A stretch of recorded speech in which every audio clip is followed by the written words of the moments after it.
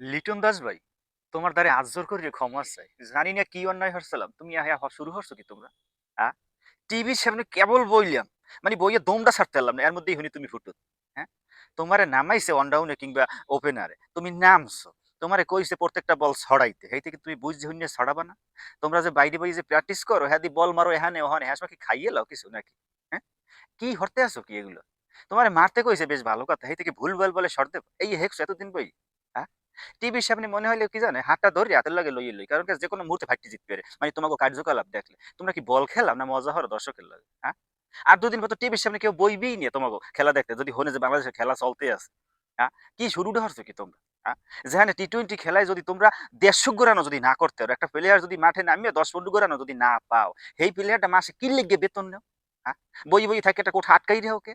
হ্যাঁ, একটা বাংলার দালাল হেডা তো লড়াই দিছি। হ্যাঁ, যাই হোক এখন তো রাস্তা ক্লিয়ার আছে, এখন তো বুঝি হইলে খেলতে আর। হ্যাঁ, না হেডাও পারো না ভাই।